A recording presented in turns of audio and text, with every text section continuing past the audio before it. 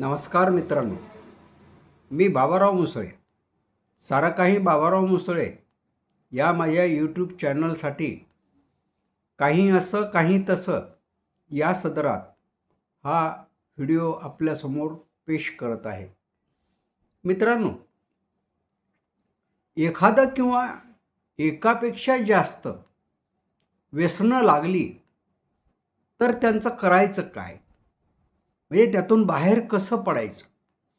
जर आपण बाहेर पडलो नाही तर निश्चितपणे त्याचा अतिरेक झाला तर आपल्या जीवनाची बर्बादी होऊ शकते आणि आपल्याबरोबर आपल्या कुटुंबाचीही अर्थातच वाट लागू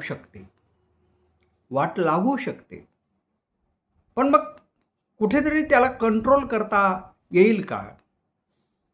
असं जर असलं तर आपण काय करता? आपल्यापैकी कोणाला असा काही अनुभव आहे काय? मला तसा अनुभव आहे.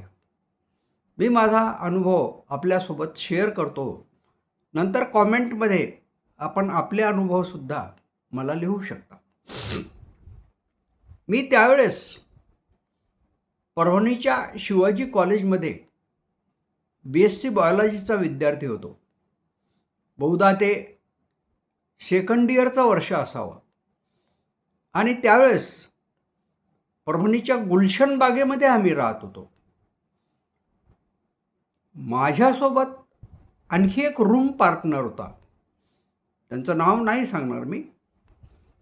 पण तो BSc ॲग्रीला होता. म्हणजे त्याचं कॉलेज वेगळं आणि माझं कॉलेज वेगळं. पण आम्ही सोबत राहायचो. आता हा जो रूम पार्टनर होता त्याला सिगरेट प्यायची भारी सवय होती. जेव्हा आमचं जेवण व्हायचं, सकाळचं असो किंवा संध्याकाळचं व्हायचं असो, तो सिगरेट पेटवायचा आणि मग गप्पा मारत मारत तोंडामधून धुराची वलय काढायचा. एकामागून एक वर अशी सोडायचा. खरं म्हणजे मला त्याच्याकडे पाहून एका सिनेमात प्राण अशाच प्रकारची वलय काढतो, धुरांची वलय काढतो याची आठवण आली होती. आणि ते सतत पाहत असताना माझ्याही मनात असं कधीतरी वाटू लागलं की आपण प्रयत्न करू, पाहायला हरकत नाही, आपल्याला काढता येतील का अशी वलय. फार दिवस तर मी म्हणजे माझ्या मनाला रोखू शकलो नाही. आणि एक दिवस माझ्या त्या मित्राला म्हटलं, अरे मलाही पाहू दे बरं, असं काही तुझ्यासारखं मला करता येते का? आणि मग त्यांनीही ते जळती सिगारेट माझ्याजवळ दिली. पहिल्यांदा जेव्हा मी पहिला झुरका मारला तेव्हा मला अक्षरशः ठसका लागला होता. पण ती वलय काढायची या एका उमेदीने मी मग हळूहळू सिगरेट प्यायला लागलो आणि तशी वलय काढण्याचा प्रयत्न करायला लागलो. पण मला कधीही वलय निर्माण करता आले नाहीत. म्हणजे हा माझा कौशल्याचा अभाव होता. माझ्या त्या मित्रासारखं कौशल्य माझ्याजवळ नव्हतं. पण त्याचा एक परिणाम झाला. काय झाला? सतत सिगरेट ओढण्यामुळे मग मलाही काहीशी सिगरेटची लत लागली. त्या काळामध्ये 2-3 सिगरेट ह्या फार प्रसिद्ध होत्या. एक हनीड्यू होती, हत्तीछाप. ती कडक असायची. त्यामुळे ती माझा तो मित्र ओढत नव्हता. पण बहुतेक बर्कले नावाची एक सिगारेट होती, तीही तो ओढत नव्हता. आणि कूल नावाची एक सिगारेट होती की जी ओढली की अत्तराचा त्याला घमघमाट असायचा आणि त्याच्यामुळे मग थंड वाटायचं. पण ह्या सिगारेट तो ओढत नव्हता. तो सीझर ओढायचा. सीझर नावाची सिगारेट ओढायचा आणि ही फार सॉफ्ट होती, म्हणजे एवढी काही कडक नसायची. आता हळूहळू सिगरेट ओढता मग मीही खिशात एखादी 2 सिगरेट ठेवू लागलो. मग ते थोडंसं वाढतच गेलं, की सकाळी जेवल्यावरही प्यायची आणि संध्याकाळीही प्यायची आणि अधूनमधून जर कधी आठवण आली तर मग मुद्दाम विकत घेऊन प्यायचीच. एक बराच कालखंड गेला. माझं त्या काळातलं जे शरीर होतं ते अतिशय कृश होतं. आता मी बऱ्यापैकी आहे, पण मी त्यावेळेस फार कृश होतो आणि माझ्या शरीरावर जो व्हायचा परिणाम तोच झाला. काय झालं, की दिवाळीला मी गावाकडे आलो असताना माझं जे हे बोट, तर्जनी, डाव्या हाताची तर्जनी काळी निळी पडली आणि मग ती झटके मारू लागली, झटके मारू लागली. काय करावं म्हणून मी वाशिमच्या एका त्या काळात MBBS असलेल्या पाटणी चौकातल्या डॉक्टरांकडे गेलो आणि त्यांना दाखवलं.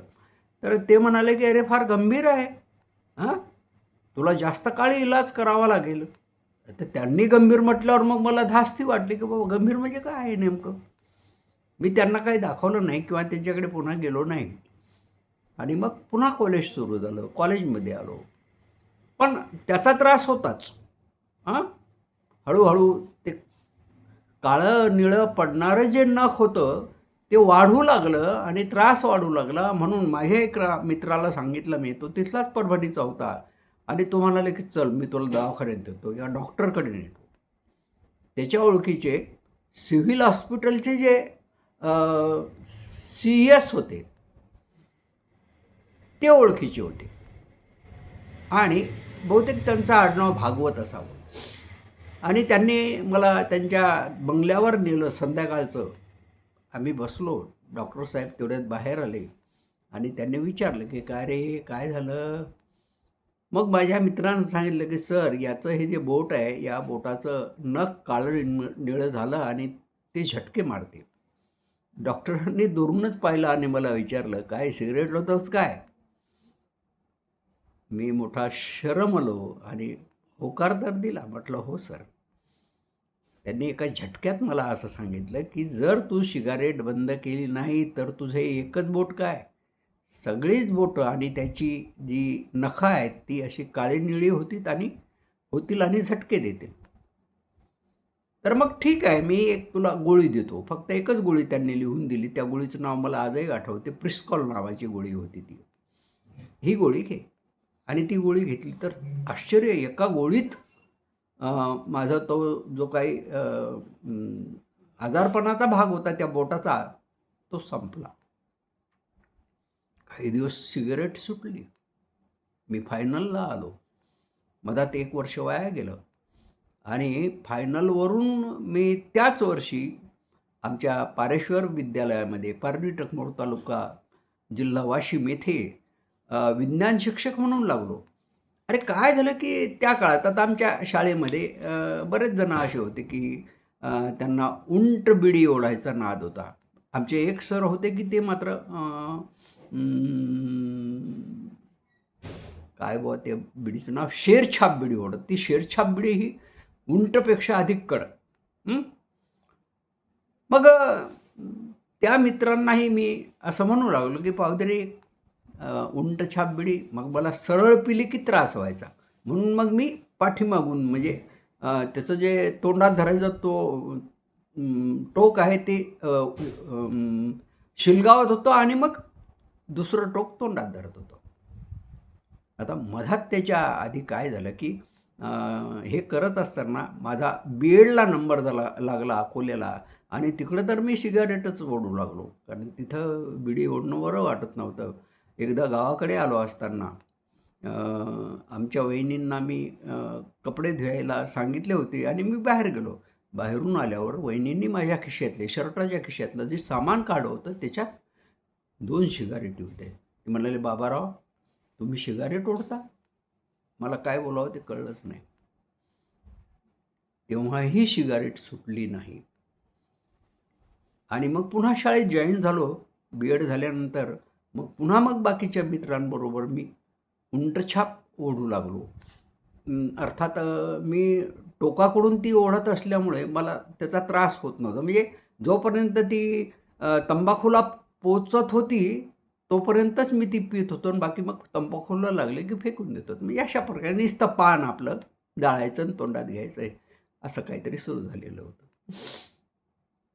पण ज्या वेळेस कोणी नसेल अशी बिडी देणारं, त्यावेळेस आमचे ते शेरछाप बिडीचे जे मित्र होते, शिक्षक होते, त्यांनाच मी ती बिडी मागायचो, कारण ती उलटी जरी पेटवली तरी ती फार कडक असायची. एकदा काय झालं की आमच्या तिथे एक नाटक लागलं होतं. म्हणजे हौशी लोक होते आणि त्यांनी ते नाटक उभारलं होतं. त्याचा शो होता त्या दिवशी. आम्ही 4-5 मित्र शाळेतले जवळ बसलो आणि आमच्या एका सरांनी मला बिडी दिली आणि मी बिडी ओढायलो. तर काय होतं की त्यावेळेस आमचे ज्येष्ठ बंधू साहेबरावजी हे त्या पारडी टकमोरलाच मराठवाड्यातून बदलून, परभणी जिल्ह्यातून बदलून आलेले होते आणि माझ्याबरोबरच ते राहत होते. तर ते मला येताना दिसले आणि मी त्यांना हात दाखवला. "दादा, दादा इकडे या, इकडे या, इकडे या." अर्थात बिडीचा तो हात होता आणि माझ्या एका मित्राने ते पाहिलं. "अरे, बिडी दिसायली ना तुझी दादांना." आणि मी लागलो. बिडी ती विझवली. मग दादांची बदली झाली पुढे. 3 वर्षे ते तिथं राहिले आणि तरी बिडी माझी सुटली नाही. चालूच राहिली बिडी. पण काय झालं, एकदा आमच्या शाळेमध्ये एक सर आले होते मॅट्रिकची परीक्षा घेण्यासाठी. ते आमचे पाहुणे होते आणि माझ्याबद्दल त्यांना मी लेखक असल्यामुळे प्रचंड आदर होता. त्यांच्यासमोर बिडी ओढायची नाही असं एक पथ्य मी पाळत होतो. पेपर सुटला की आम्ही कुठंतरी एखाद्या खोलीमध्ये जायचो दोघं-तिघं आणि तिथं बिडी ओढत बसायचो. पण एक दिवस त्यांनी मला बाहेरून ते लघवीला जात असताना त्यांनी मला बिडी ओढताना पाहिलं आणि मला शॉक बसला. मग मी अस्वस्थ झालो. त्याच्यानंतर आमच्या एका मित्राला, माझा तो सगळ्यात जवळचा मित्र आणि एकमेव मित्र सोपान कांबळे, त्यांना मी म्हटलं की सर, बिडी सोडायला पाहिजे. तेही तयार होते. आमच्या शाळेत काही असे प्रयोग झाले होते की बिडी सोडायची, मग तंबाखू खा आणि शर्तीवर. हा प्रयोग आम्हाला करायचा नव्हता. बिडी सोडायची म्हणजे सोडायची. जवळच शिमगा आला होता. ते म्हणाले की ठीक आहे, आपण या शिमग्याच्या निमित्तानं आपली बिडी ही शिमग्याच्या होळीमध्ये टाकू, म्हणजे पुन्हा ती धरायची नाही आणि त्याच्या बदल्यात काहीही दुसरं व्यसन लावून घ्यायचं नाही. मित्रांनो, तसं आम्ही केलं आणि तेव्हापासून आजपर्यंत मी कधीही तोंडात बिडी वा सिगारेट धरली नाही. कसं वाटलं? आपला काही अनुभव असला तर मला अवश्य सांगा कॉमेंटमध्ये. नमस्कार.